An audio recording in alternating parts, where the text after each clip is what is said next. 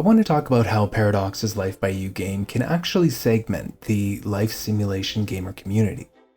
Segmenting is just a fancy term meaning separating players by different characteristics such as age, gender, or intention. And why is this important to talk about? Well, I think that if Life by You can segment the life simulation gaming community successfully, that it will change how they develop the Life by You franchise. And I'm not afraid to jump into the discussion on this one. So let's begin.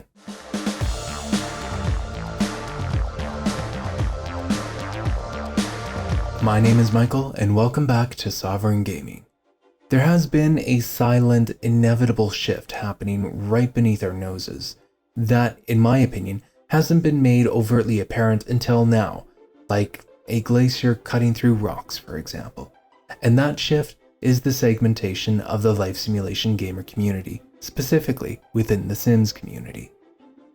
When it comes to the development of a product to bring to market, one of the very first things to consider is who you are creating the product for. People that fall in different demographics will have different needs, wants, and interests in the product.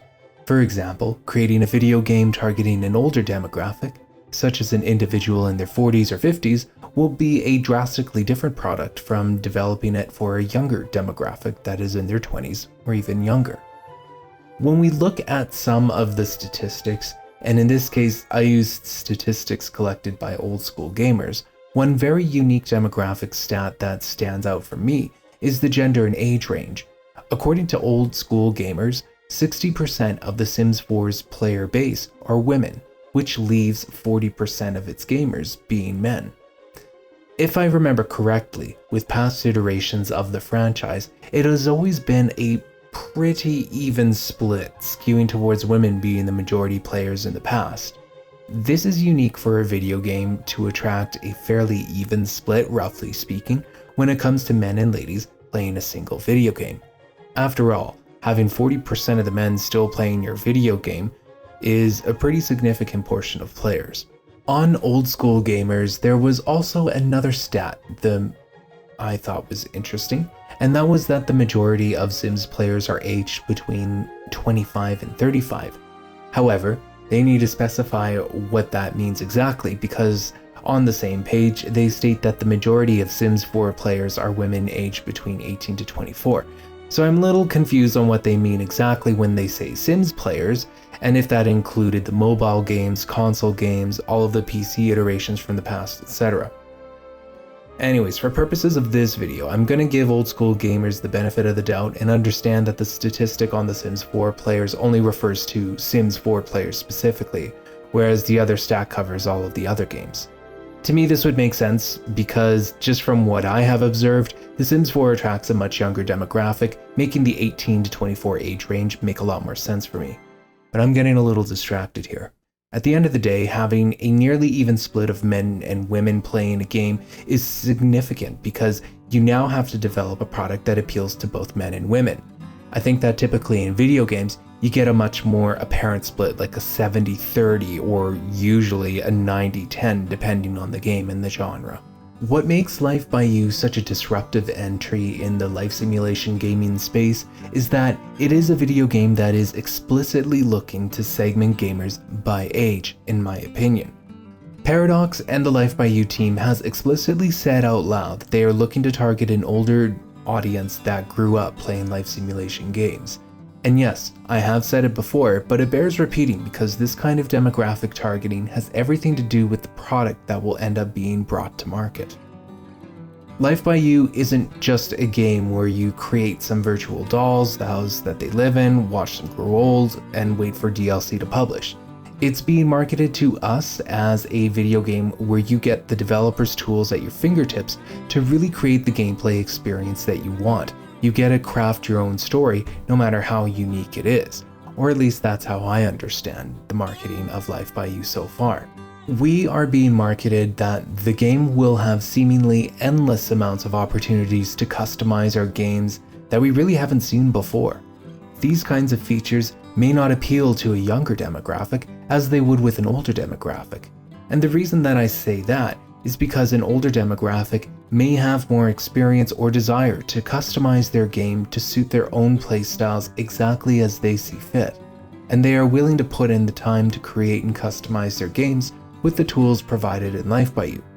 Of course, this is a broad assumption that wouldn't apply to everyone, but what do you think makes Life by You appeal to older video gamers in this case? Sound off in the comments below. I also think that Life by You brings together a lot of subgroups of life simulation players in that it gives any kind of player the tools they need to create and customize their games. For example, there are players in the Sims community that just want to build on lots, or players that create custom content.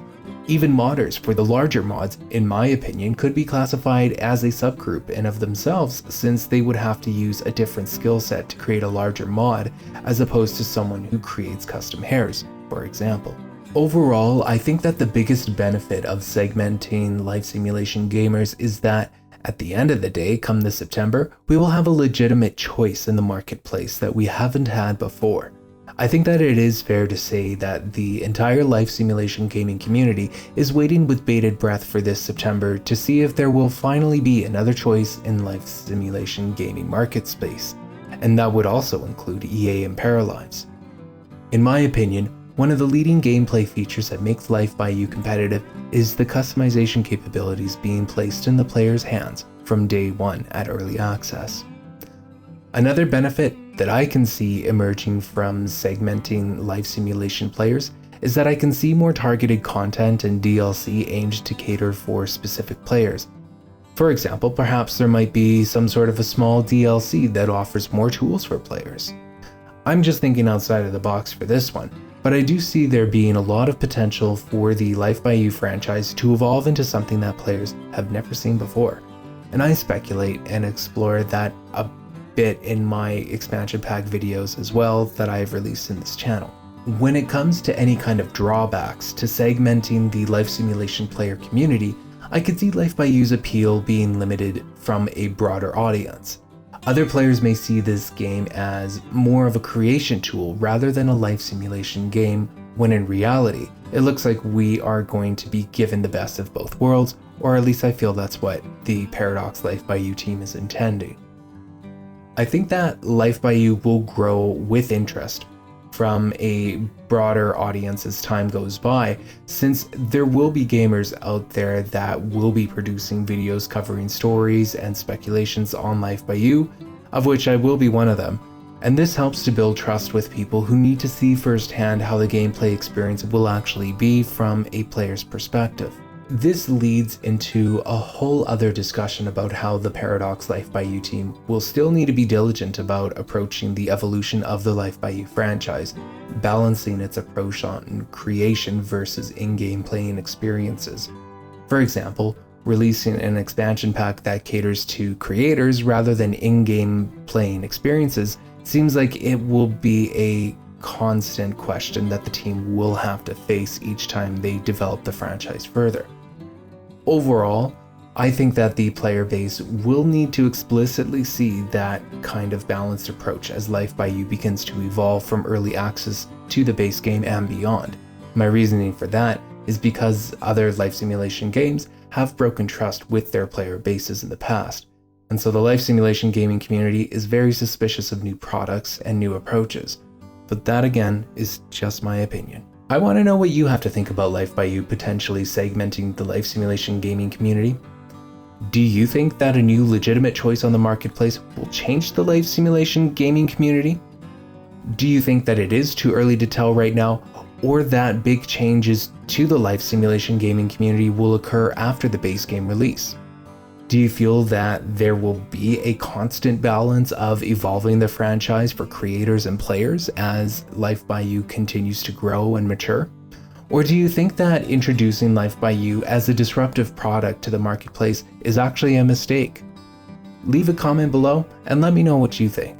And until next time, I just want to thank you again for watching. If you'd like to see more videos like this one, feel free to like and subscribe for more. Thank you again and enjoy the rest of your day.